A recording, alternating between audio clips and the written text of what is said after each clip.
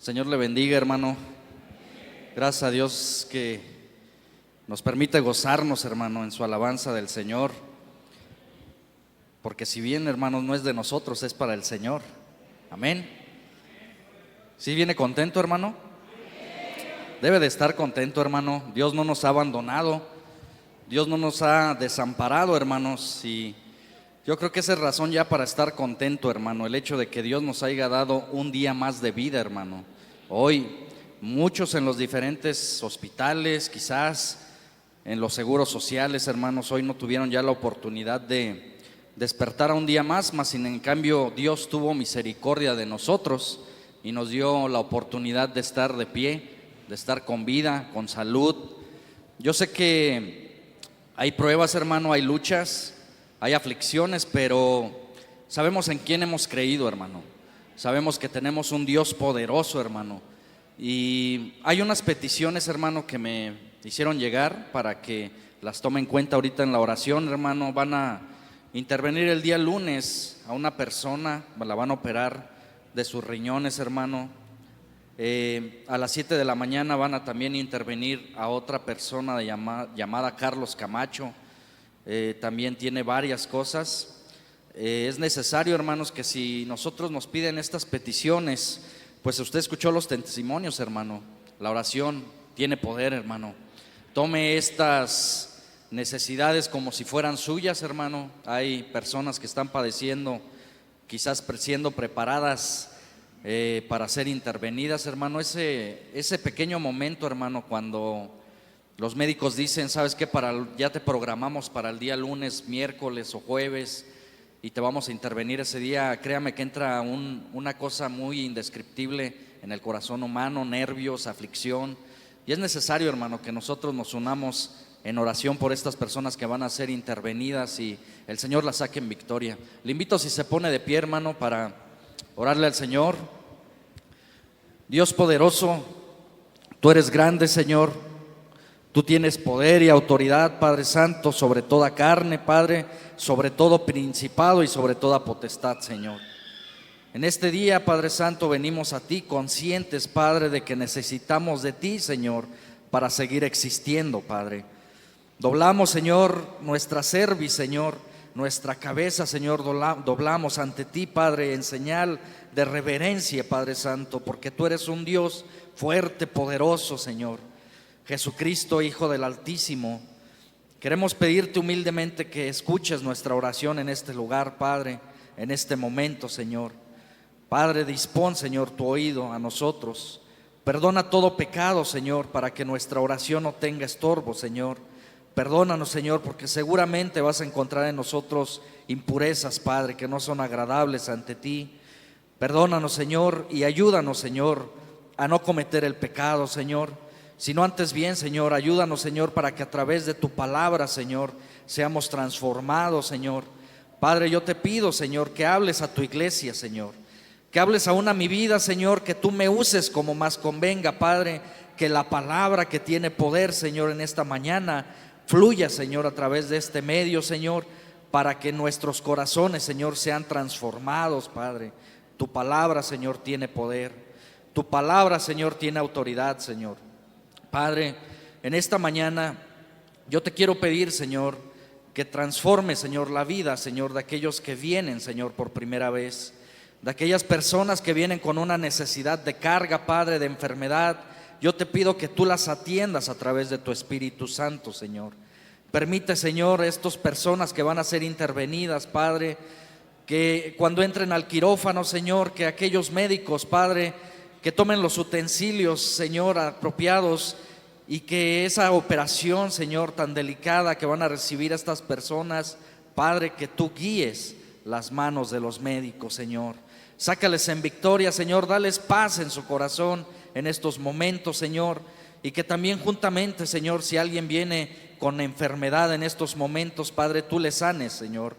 Padre, yo quiero pedirte, Señor, que en el nombre de Jesucristo, toda obra perversa de Satanás, todo aquello que no convenga, tú lo ates, Señor, con tu poder, que tú le reprendas en el nombre de Jesucristo y expulses toda fuerza que no conviene de este lugar, Señor. Padre, que tu palabra, Señor, que tiene poder, fluya a través de este medio, Señor, para que la excelencia del poder sea tuya, Señor, y no de nosotros, Padre. Padre, bendice a los pequeños en sus salones y ayuda a mis hermanos maestros también para que ellos administren el alimento apropiado para sus edades. Bendice, Señor, todo lugar en donde de corazón limpio se esté invocando tu nombre, Señor. Bendice a las diferentes iglesias, Padre, que en estos momentos estamos congregados en tu nombre, Padre, para que tú, Señor, nos des ese alimento espiritual apropiados para nuestra vida, Padre. Quita toda interpretación humana, Señor, todo pensamiento carnal, Señor, toda palabra, Señor, que no convenga, Señor, yo te permito que no la dejes salir, Padre, y que tu Espíritu Santo, Señor, hable a través de este medio, Padre, para que mis hermanos y yo juntamente nos gocemos en tu palabra, Señor, pidiéndote todo esto, Señor, en el nombre de tu amado Hijo Jesucristo. Amén. Tome su lugar, hermano. Nuevamente la palabra de Dios nos va a hablar hoy, hermano. Gracias a Dios, hermano, que tenemos esta palabra en nuestras manos, la cual nos sigue atendiendo, hermano, nos sigue hablando. Fíjese que Dios es bueno, hermano. Dios es bueno y para siempre es su misericordia, hermano. Gracias a Dios que podemos llamarnos hijos de Dios, hermano. Este título, hermano, que en algún momento el Señor nos dio a nuestra vida y en algún momento el Señor buscó y buscó, como decía el apóstol Pablo, de ahí de lo más vil y menospreciado, hermano, y el Señor tomó una decisión de sacarnos y rescatarnos a nosotros, hermano. Ahora somos llamados pueblo santo, real sacerdocio, hermano, nación santa. Gracias a las misericordias de Dios, hermano, estamos aquí en una iglesia cristiana, hermanos. Sean bienvenidos también todas aquellas personas que vienen por primera vez y a todos aquellos hermanos también que nos visitan de otras congregaciones. Sean bienvenidos a este lugar en el cual nuestra única roca es Cristo Jesús. No tenemos otro fundamento, iglesia. Nuestro fundamento es la roca, Cristo Jesús. Y no hay otro nombre, hermano, en el cual podamos ser salvos. Allá afuera se dice que hay muchos nombres para los cuales hay alternativas de salvación, pero sin embargo la palabra de Dios solamente habla de un nombre que es dado bajo los cielos a todos los hombres, en el cual podemos ser salvos, y este nombre es el de Jesucristo. No existe ninguna otra alternativa. Fuera de Dios, dice la Escritura, separados de mí, San Juan 15:5, separados de mí, dice el Señor, nada podéis hacer. Y nosotros hemos creído en ese Señor, en ese absoluto y sabio Dios, el cual nos dice en esta mañana: hijo mío, yo te amo. Y el Señor nos ha amado antes de que nosotros le amásemos a Él. Él nos amó primero a nosotros, hermano. Yo creo que es una gran bendición, hermano, el poder estar hoy aquí en este lugar. Tenemos problemas, tenemos aflicciones, necesidades, pruebas, pero de todas ellas, hermano, el Señor sabe que en algún momento nos va a librar. La prueba, hermano, produce en nosotros algo que se llama paciencia. Y esta virtud, hermano, que se llama paciencia, hermano, muchas veces en los seres humanos es muy difícil. Muchas veces las pruebas vienen a nosotros para nosotros descubrir que a través de las pruebas debemos de ser pacientes y esperar los tiempos del Señor. Muchas veces como que queremos nosotros agilizar las respuestas. Muchas veces a través de nuestra necesidad nosotros quisiésemos que el Señor en estos momentos ya nos respondiese a esa necesidad que yo tengo, pero los tiempos son del Señor. Quizás usted tiene un año con esa prueba, meses, quizás días, quizás ya tiene muchos años pidiéndole al Señor que lo saque en victoria. Pero déjeme decirle hoy una cosa: el Señor sabe que no nos ha dado más de lo que no podemos soportar. Y si usted ya tiene tiempo, ya tiene años, ya tiene meses luchando y pidiéndole al Señor, sepa una cosa: usted puede resistir todavía más, porque el Señor lo sabe. Por eso es que le da la prueba, hermano. Por eso es que nos da esas necesidades. Parte de las necesidades y de las pruebas, hermanos, que nos da el Señor, también muchas veces nos las da para estar convencidos de quién hemos creído, hermanos. Nosotros como hijos de Dios iglesia, debemos de estar confiados y tener convicción en quién es nuestro Dios. Muchas veces a través de las pruebas, de los problemas y circunstancias difíciles, es donde realmente se muestran los verdaderos cimientos del cristiano. Muchas veces en esa situación difícil de enfermedad, de economía, de problemas con los hijos, de problemas en el matrimonio, de esta sociedad que muchas veces va aumentando y se va multiplicando a pasos agigantados, la maldad de nuestro mundo, en nuestra sociedad, en medio de esa generación perversa y maligna, el Señor quiere que nosotros tengamos el convencimiento de saber que somos llamados hijos de Dios. El Señor nos llama la sal del mundo, imagínense. El Señor nos llama la luz en medio de una generación en tinieblas. Y nosotros sabemos, hermanos, que cuando Cristo habita en el corazón del ser humano, nada nos puede separar de su amor que es en Cristo Jesús. Y a pesar de que digan allá afuera que no hay solución, y a pesar de que allá afuera se vean las tormentas turbulentas, a pesar de eso nosotros estamos confiados porque sabemos que estamos parados en la roca de nuestra salvación.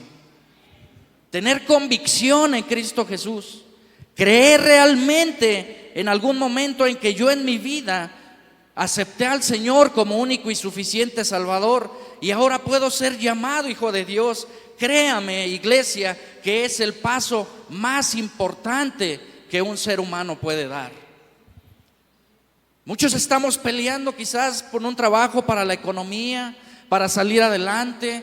Quizás el joven está estudiando para salir adelante en algún momento en su carrera. Quizás muchos estamos sacando a los hijos adelante, a la esposa, pagando un crédito para una casa, una vivienda, y día a día nos esforzamos para seguir subsistiendo en esta vida. Pero déjeme decirle una cosa, Dios viene no por lo material, Dios viene por el alma del ser humano, que es lo más importante que usted y yo tenemos en este momento. Si nosotros pudiésemos ver una radiografía espiritual de cómo está nuestra alma en estos momentos, si quizás existiese algo, una resonancia espiritual que pudiese decir a mi mente cómo está mi alma de salud, quizás en esta mañana yo me llevaría muchas sorpresas. Muchas veces quizás yo me he concentrado en lo material, en lo externo, en el trabajo, en las necesidades, en los afanes, pero pocas veces me he detenido a preguntar cómo está de salud espiritual mi alma. ¿Cómo está en estos momentos? ¿Qué es lo que hay en mi alma?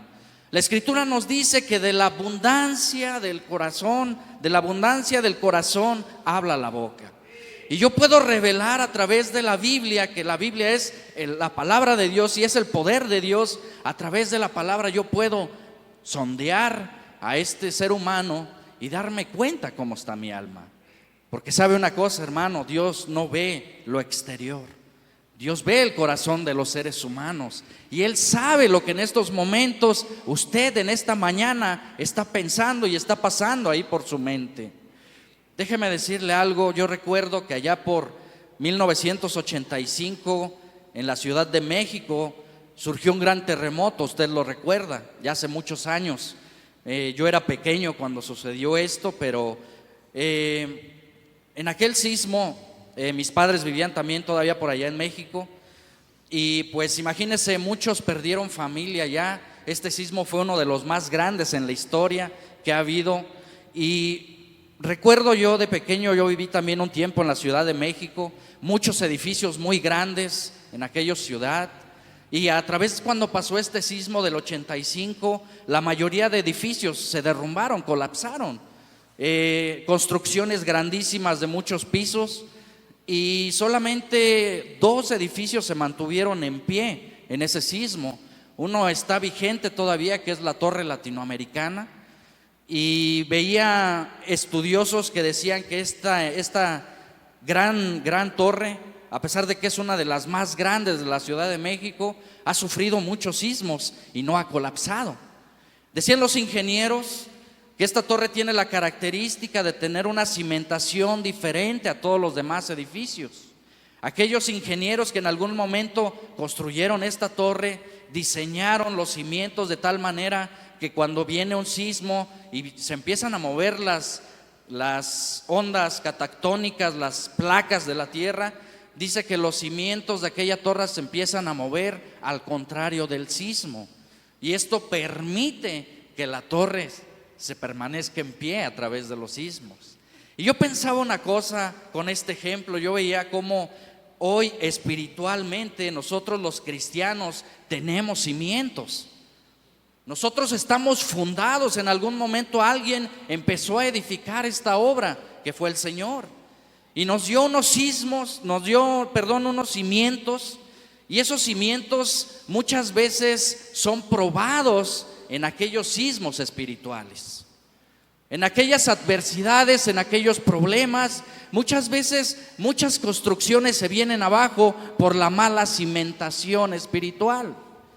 Y si hablamos espiritualmente, iglesia, la gran problemática de muchos cristianos, de sus cimientos, está en el origen de cuando aceptaron al Señor como su único y suficiente Salvador.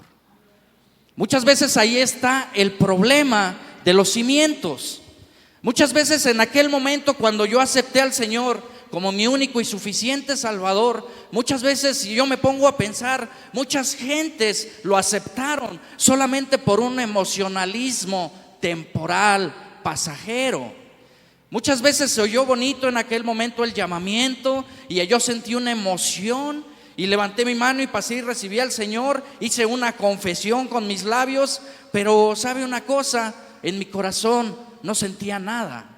Era un emocionalismo temporal, pasajero. Era algo que sentí bonito en aquel momento, algo que me dijeron: mira, tú solamente pasa, confiesa, todo lo demás lo va a hacer el Señor. Y ¿sabe una cosa? No tuvimos el convencimiento de decir: carga tu cruz y sígueme. Y muchas veces se manifiesta esto en las pruebas, hermano. Muchas veces aquellos cristianos, aquellos creyentes que aceptaron al Señor por un emocionalismo temporal, muchas veces vienen los problemas, las aflicciones, las pruebas, y comienzan a derrumbarse y a desmoronarse espiritualmente. Ahora yo le pregunto y me pregunto a mí mismo: ¿cuál fue la razón por la cual aceptamos al Señor en nuestro corazón? Realmente en aquel momento yo estaba convencido que el aceptar al Señor es renunciar al pecado, que el aceptar al Señor es cargar mi cruz, negarme a mí mismo y seguir al Señor. Realmente yo estaba convencido en aquel momento de que el Señor pide la renuncia absoluta de vivir en el pecado. Sepa una cosa, iglesia, esto es aceptar al Señor. Si alguien le predicó a usted que el cristianismo es fácil, que solamente es hacer una confesión de labios, que solamente es dejar al Señor que haga, déjeme decirle una cosa: a usted le predicaron mal. Aceptar al Señor es ya no vivir nosotros. Aceptar al Señor es renunciar al yo personal y decir: ya no vivo yo, ahora Cristo vive en mí. Y lo que yo siento en estas pasiones, en estos sentimientos, juntamente cuando acepté al Señor, los tomé y los crucifiqué juntamente con el yo personal. Ahora ya no vivo yo, ahora vive Cristo en mí, decía el apóstol Pablo. Y fíjese que para decir esto implica mucho, hermanos. Implica el haber renunciado ya a esas pasiones, a esos sentimientos, a esas necesidades que muchas veces vienen y nos son presentadas muchas veces como tentación, a lo que ofrece el mundo, a lo que está ofreciendo una sociedad de pecado, a lo que está ofreciendo muchas veces allá afuera el enemigo, Satanás, padre de mentira, que muchas veces trae la tentación al creyente y se hace presente ahí. Aquel que realmente aceptó al Señor por convicción, por estar convencido de que Dios es el único y absoluto Dios, aquel se mantiene hoy en día de pie, porque sus cimientos fueron fundados sobre la roca. Y hasta el día de hoy permanecemos muchos Y muchos vemos que vienen pruebas y vienen necesidades, pero mis cimientos tienen que ser probados realmente en dónde están fundados. Ahora sé que quizás usted se pregunte en su mente, bueno, ¿y qué pasaría si yo en algún momento acepté al Señor por emocionalismo? ¿Qué pasaría si yo lo acepté solamente por un momento de sentirme bien espiritualmente y por un momento de sentirme bien moralmente? ¿Qué está pasando ahora con mi vida? Dice la Escritura que mientras hay vida, hay esperanza. Y nunca es tarde, hermanos, para reconciliarse realmente con Dios. Dios, Jesucristo, es como el matrimonio, iglesia. Muchas veces nosotros no nos damos cuenta, hermanos, que Dios instituyó el matrimonio, Jesucristo. Y puso muchas veces el ejemplo de este camino, como nosotros cuidamos el matrimonio.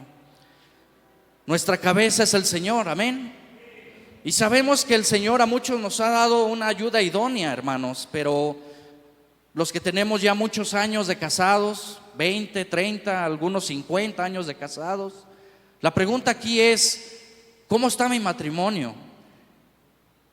¿Cómo estamos de aquel momento que estábamos firmando un papel ahí en el registro civil, en la delegación, y que estábamos firmando y el juez nos dijo, están conscientes de lo que ustedes están haciendo, se están uniendo en matrimonio?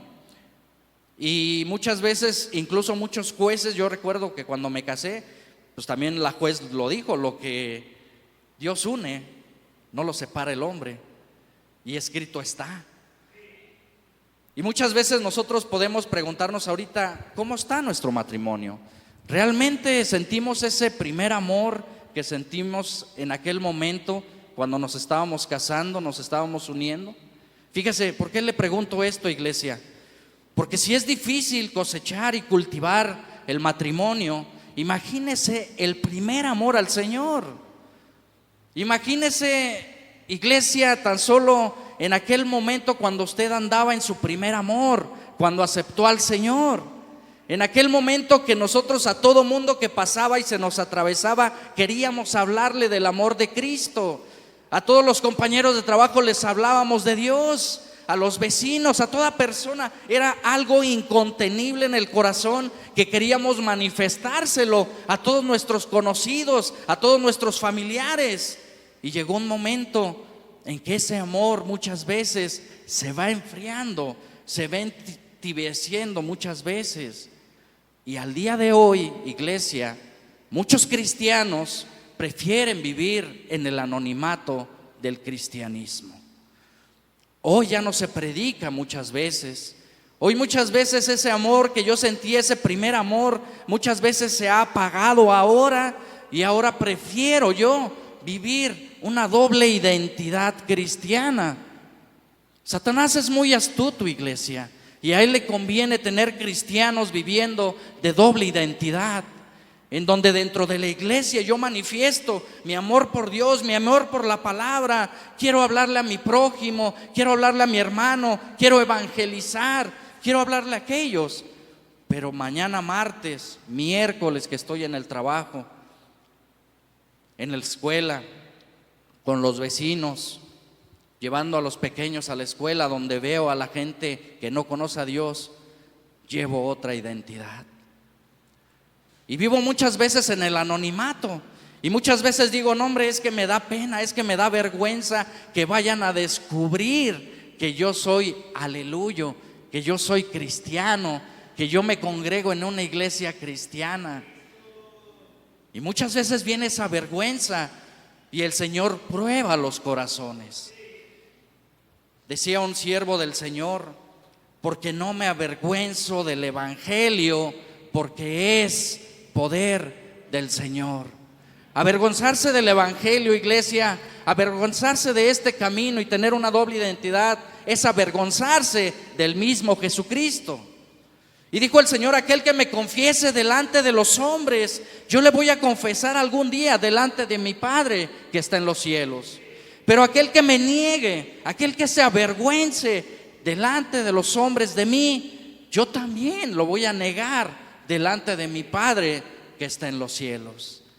Las mies son muchas, iglesia. Hay gran necesidad y son muy pocos los obreros que al campo van. La pregunta aquí es, iglesia, convicción, convencimiento. ¿Por qué estoy en un camino cristiano? ¿Qué me hace venir domingo a domingo, jueves, martes? ¿Qué es lo que mueve mi corazón realmente a venir aquí a este lugar y realmente tener un convencimiento de decir que yo soy un hijo de Dios? Fíjese que Satanás es muy astuto. Él es padre de mentira y ha sido homicida desde el principio. Fíjese que Dios quiere que nuestros cimientos, hermanos, sean fuertes. Dice Mateo 7:24, si me acompaña la escritura. Vamos a abrir nuestra palabra, hermanos, para que la escritura nos hable también en esta mañana. Mateo 27, un texto que le mencionaba ahorita. Mateo 7:24 dice la palabra de Dios, una parábola preciosa que nos dará una gran enseñanza, hermanos, como toda la palabra de Dios. Amén. Mateo 7:24 nos dice, el título de esta parábola se llama Los dos cimientos. Y dice la palabra de Dios en el nombre de Jesucristo: cualquiera pues que me oye estas palabras y las hace, le compararé a un hombre prudente que edificó su casa sobre la roca. Descendió lluvia y vinieron ríos y soplaron vientos y golpearon contra aquella casa. ¿Y qué pasó con ella, iglesia? Y no cayó. ¿Por qué no cayó? Porque estaba fundada sobre la roca. Versículo 26, escuche atentamente. Pero cualquiera que me oye estas palabras y no las hace, le compararé a un hombre insensato que edificó su casa sobre la arena. Y descendió lluvia y vinieron ríos y soplaron vientos y dieron con ímpetu a aquella casa. ¿Y qué pasó con ella? Y cayó, y fue grande su ruina. Cuando terminó Jesús estas palabras, la gente se admiraba. ¿De qué se admiraba, iglesia? De su doctrina, porque enseñaba como quien tiene autoridad y no como los escribas. Qué parábola tan importante, iglesia. ¿En dónde está fundada su vida en este día? Dios lo pone por ejemplo. El Señor Jesús en algún momento trae este mensaje parabólico y busca ejemplos y empieza a enseñar esta parábola. Pero lo importante del versículo 24 nos dice: cualquiera pues que oye estas palabras y las hace. Hoy usted está escuchando la palabra de Dios, está escuchando el mensaje de Jesucristo. Depende de usted el ponerla por obra, porque si somos oidores solamente y no hacedores, iglesia, no estamos fundados sobre la roca. Llamamos en el versículo 26 a la otra persona: pero cualquiera que me oye estas palabras y no las hace, le compararé a un hombre insensato que edificó su casa sobre la arena. Hoy muchos cristianos tienen su fundamento ahí, en la arena. Hoy muchos cristianos muchas veces tienen su fundamento y tienen este dogma de fe muchas veces fundado solamente sobre la arena. Y créame que van a venir pruebas y fuertes vientos, iglesia. Si hemos pasado bien tormentas, vienen más recios, iglesia. Y es necesario que nuestros cimientos hoy estén sobre la roca, porque si están cimentados sobre la arena, crea una cosa, iglesia: el enemigo no viene sino para robar, matar y destruir.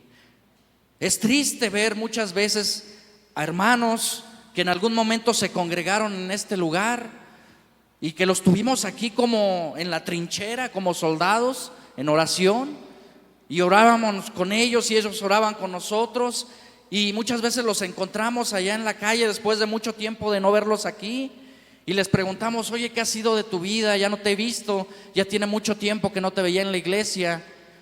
Y el hecho de que aquellas personas se expresen, decir: no, ¿sabes qué? Es que ya me retiré del cristianismo, ahora ya vivo otra vida. Es que, ¿sabes qué? Mira, me cansó esto y el mal testimonio y me desanimé, y mira, ya mejor decidí no reunirme y renunciar al cristianismo.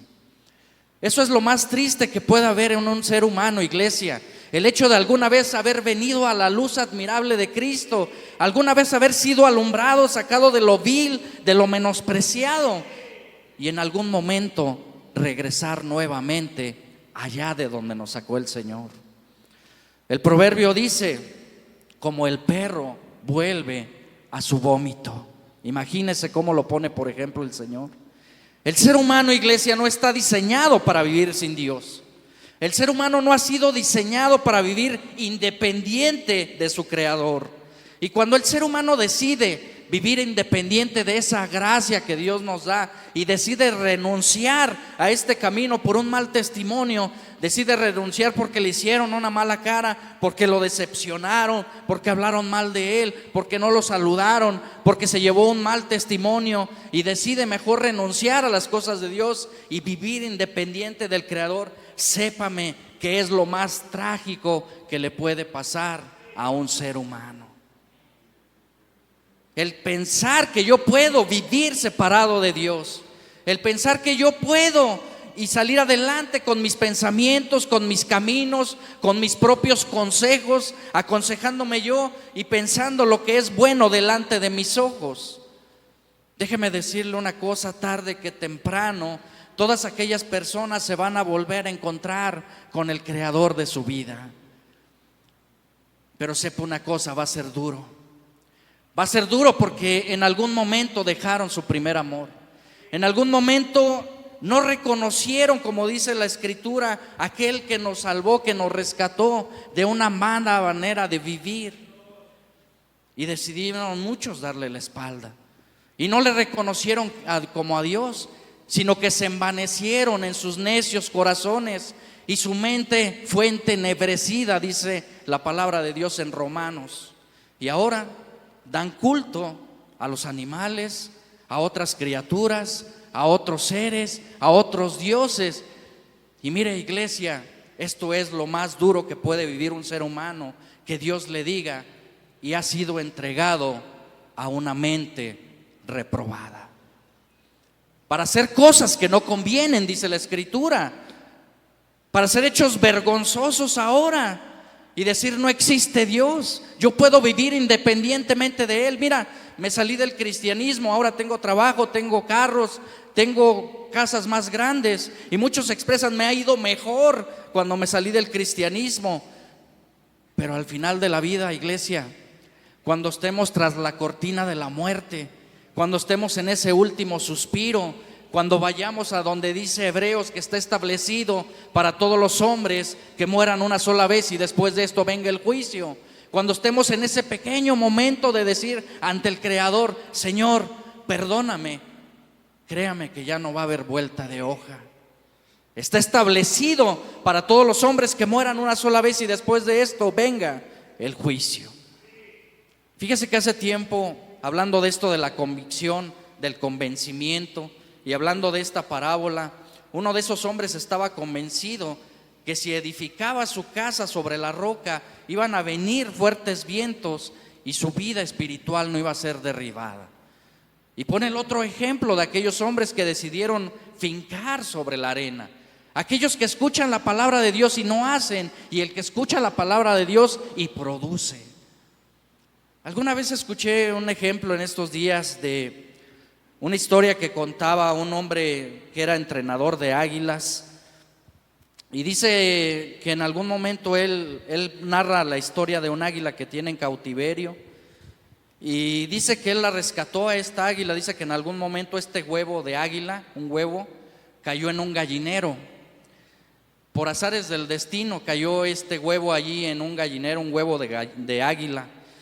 Y pues aquel huevo fue adoptado por la gallina, por los del corral, ¿no? Por los pollos de ahí, los gallos.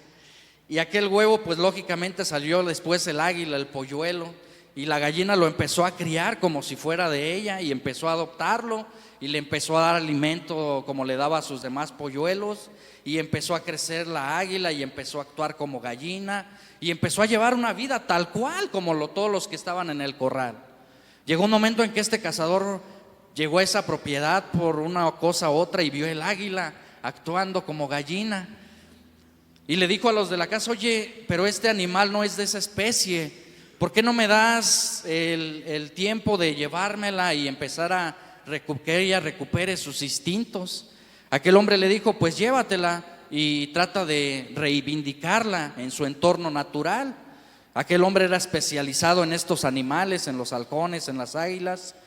Se lo lleva, un águila joven, y comienza a capacitarla, empieza a enseñarla a volar, le empieza a enseñar a cazar, le enseña a comer carne, le empieza a llevar con los de su especie.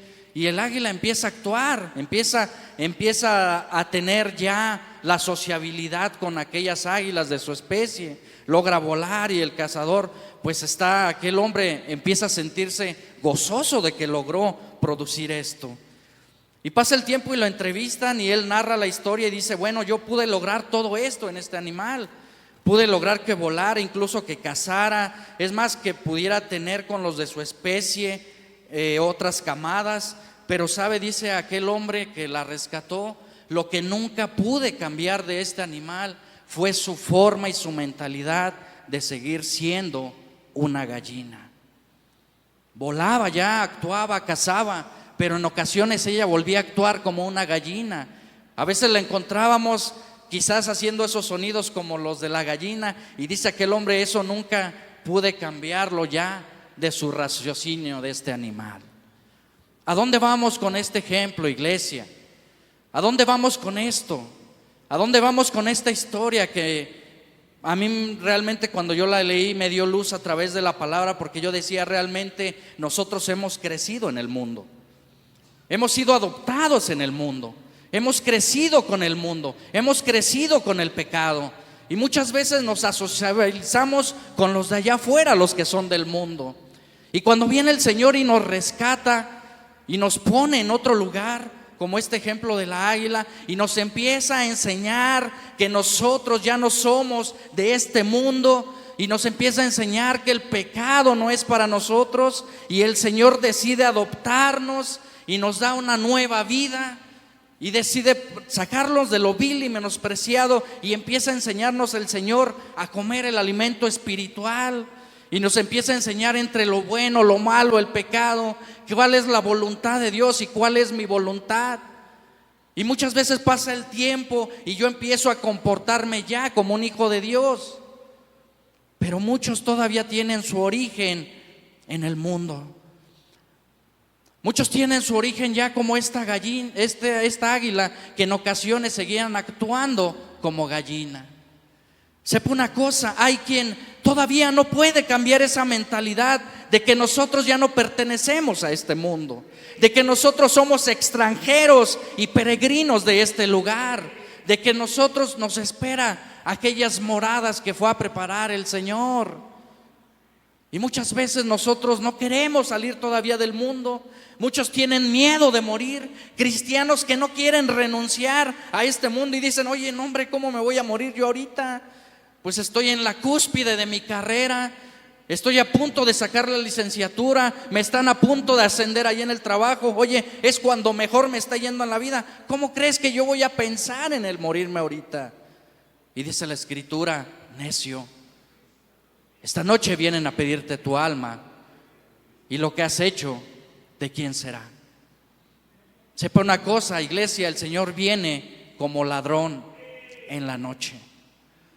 En aquellos momentos del juicio, hermano, en donde habla Apocalipsis 21, en el juicio del trono blanco, hermanos, en algún momento donde vamos a estar todos, iglesia, sepa una cosa, ahí realmente nosotros vamos a comprobar si realmente nuestra cimentación, nuestra convicción fue verdadera.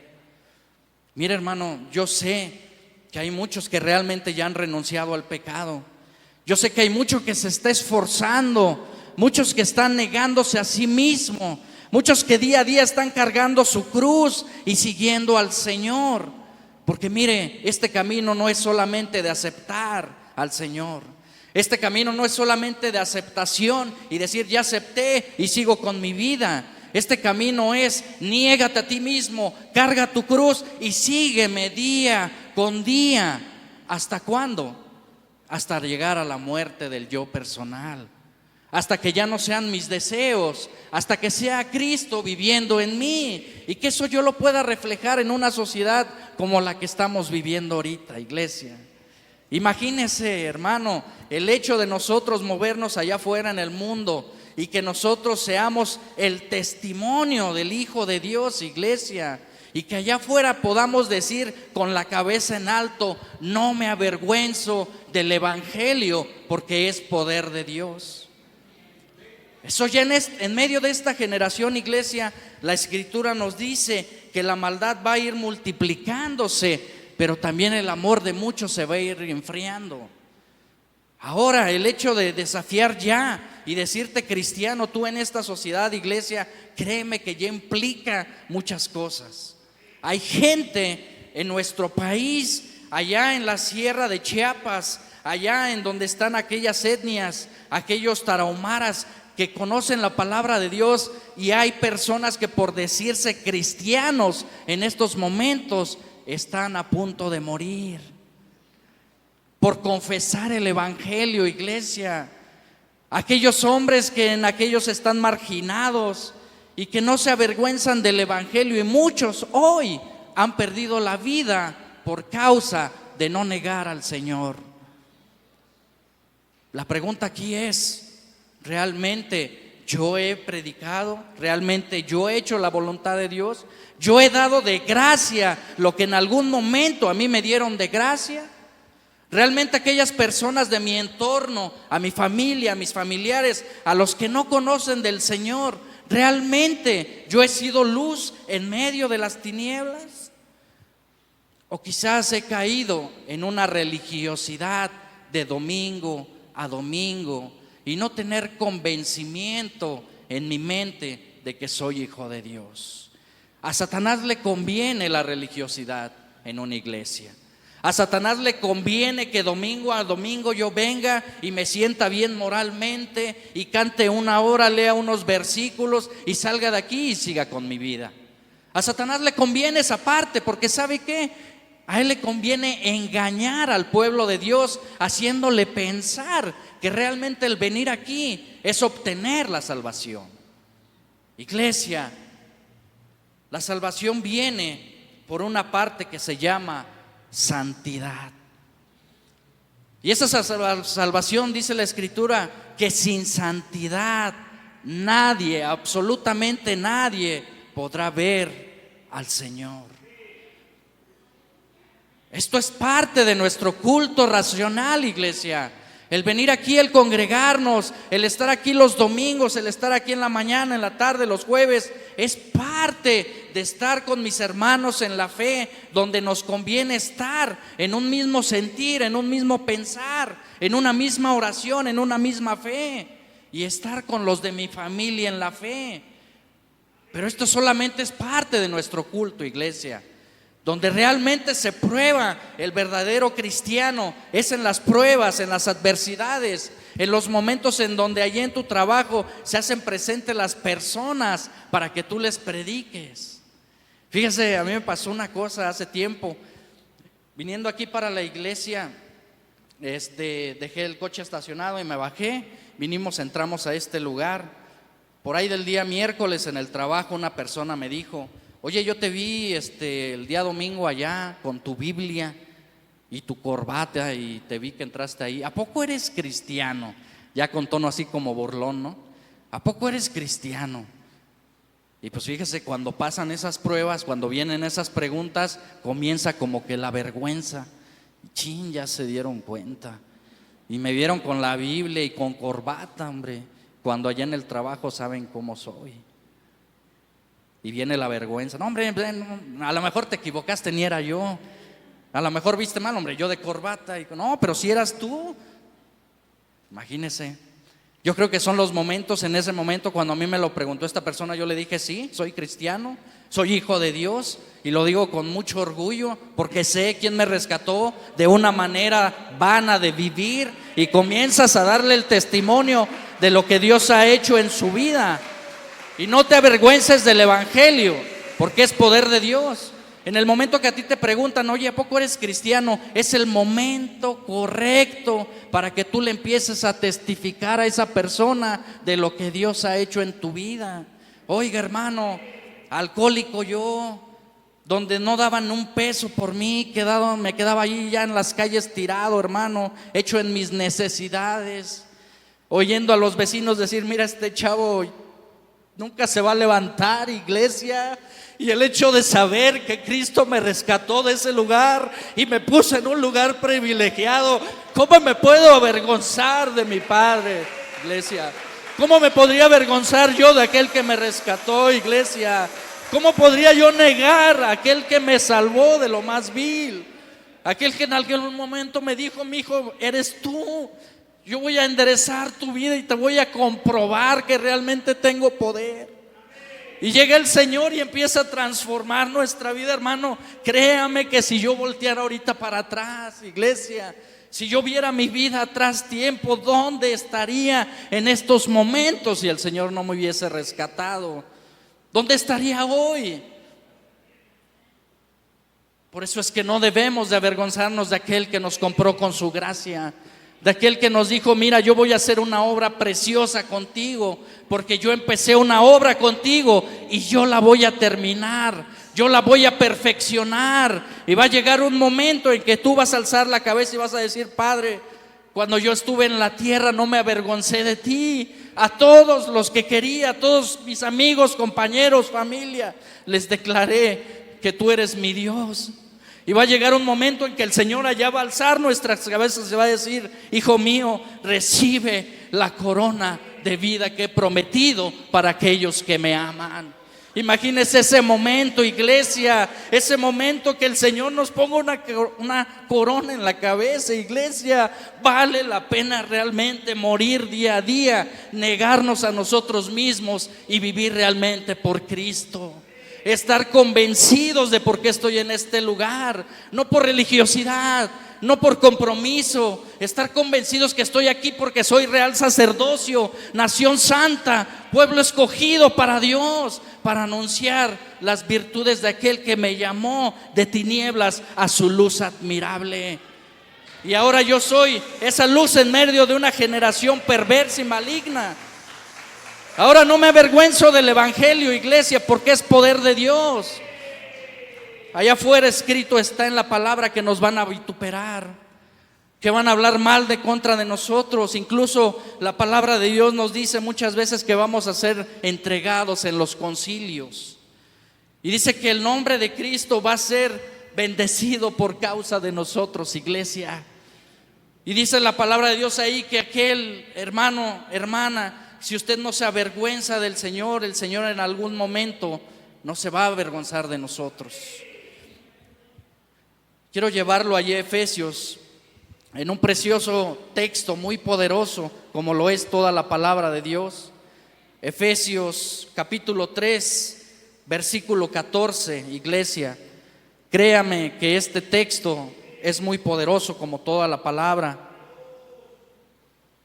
Yo sé que de esta porción de la Escritura hoy, hermano, estamos comiendo, y de esta porción de la Escritura nos va a dar mucha solución a muchos de nuestros problemas y nuestras preguntas, porque es la palabra de Dios, iglesia, la que nos aconseja, la que nos guía, la que nos consuela. Efesios 3, versículo 14, fíjese el título de esta porción y dice, el amor que excede todo conocimiento. Dice el versículo 14, el apóstol Pablo, fíjese cómo lo decía, y adéntrese en la palabra, y dice, por esta causa doblo mis rodillas ante el Padre de nuestro Señor Jesucristo. ¿Cuál era la causa de Pablo de doblar sus rodillas? De quien toma nombre toda familia en los cielos y en la tierra. ¿Con qué objetivo? Para que os dé conforme a las riquezas de su gloria. Fíjese bien, iglesia, el ser fortalecidos con el poder en el hombre interior por su espíritu. Para que habite Cristo en la fe en vuestros corazones, a fin de que, fíjese bien la cimentación, a fin de que arraigados y cimentados en ¿dónde, iglesia? En amor, seáis plenamente capaces de comprender con todos los que estamos aquí, con todos los santos, cuál sea la anchura, la longitud, la profundidad y la altura. Y de conocer el amor de Cristo que excede, ¿qué cosa, iglesia? Todo conocimiento, para que seáis llenos de toda la plenitud de Dios. Y escuche bien este mensaje: y aquel que es poderoso para hacer todas las cosas mucho más abundante de lo que pedimos o entendemos, según el poder que actúa en nosotros. A Él sea la gloria, iglesia, en Cristo Jesús por todas las edades, por los siglos de los siglos. Amén. Qué tremendo, qué fuerte está esto, iglesia. Por esta causa, decía el apóstol Pablo, doblo mis rodillas. ¿Cuál era la causa del apóstol Pablo? Que seamos fortalecidos por el Señor en el hombre interior por medio del Espíritu. Pero sepa una cosa, el apóstol Pablo no creo que orara una vez al mes. Yo creo que el apóstol Pablo constantemente estaba doblando sus rodillas y tenía una causa: el que los santos, su iglesia, en aquellos hombres que convivían con él, fueran llenos y fortalecidos en algún momento por el Espíritu. Pero existe un requisito dentro de esto que decía el apóstol Pablo. El versículo 17 dice: para que habite Cristo por medio, ¿por cuál conducto, iglesia? Por medio de la fe.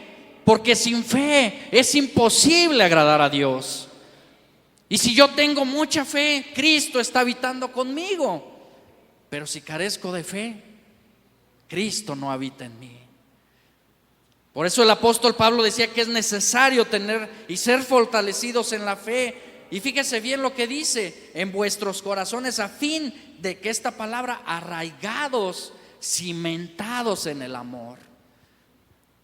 Qué gran cosa decía el apóstol, porque realmente yo puedo tener todo, iglesia. Puedo tener una cuenta bancaria, auto último modelo, salud.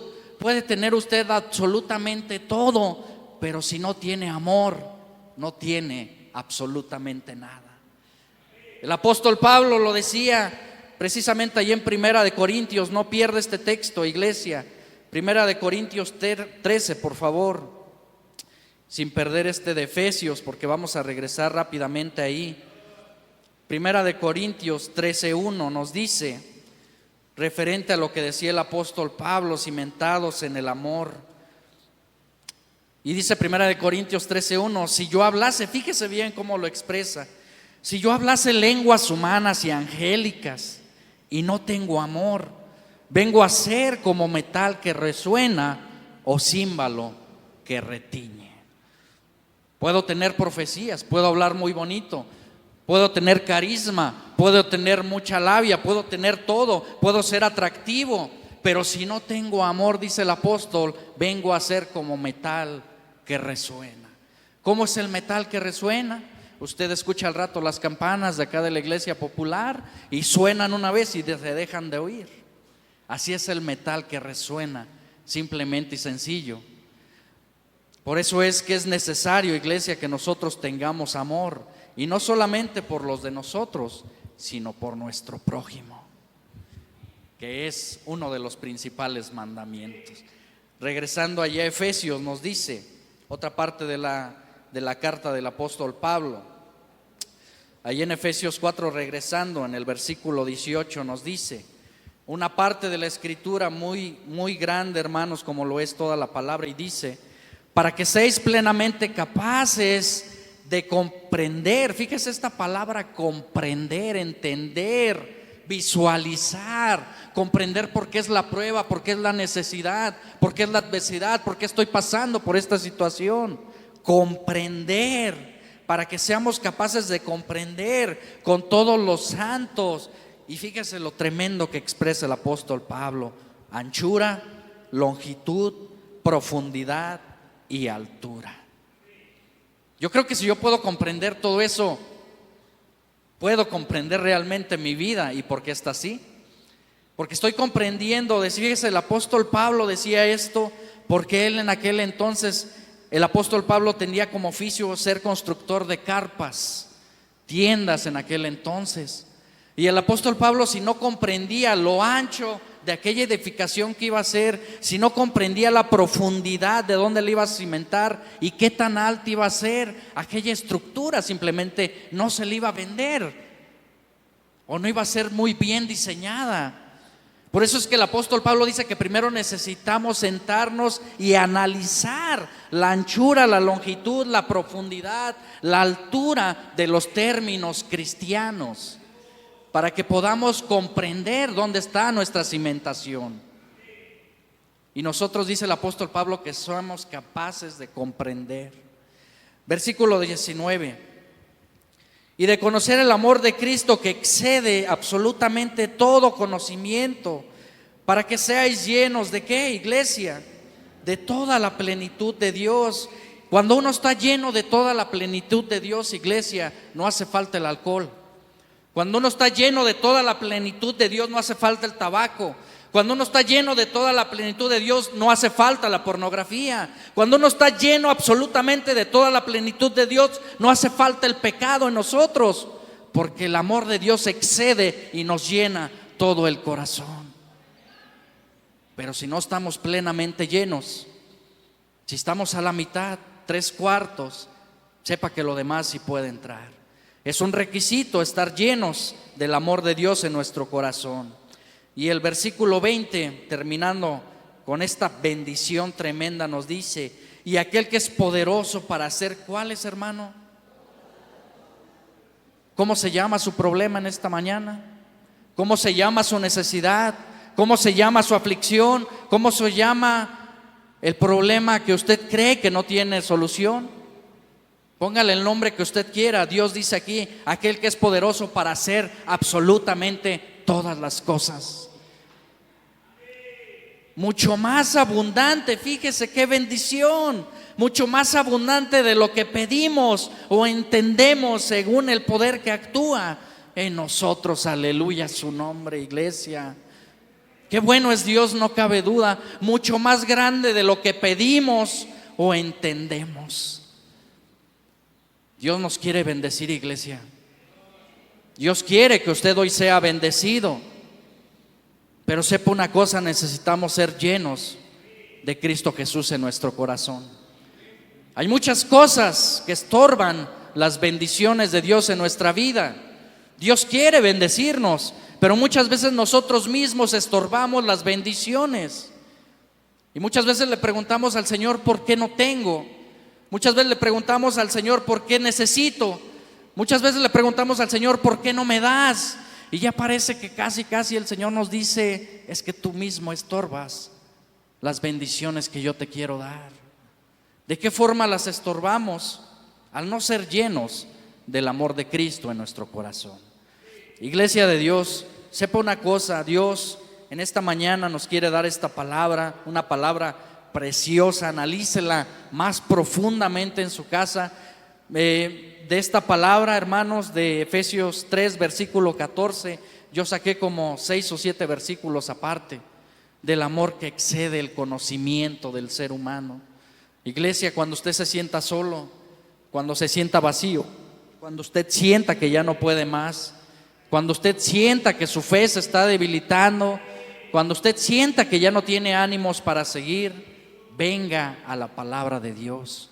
La palabra de Dios contiene todas las soluciones para nuestros problemas. Iglesia, y aquel que es poderoso para hacer todas las cosas mucho más abundantemente de lo que pedimos o entendemos, según el poder de Dios que actúa en nosotros.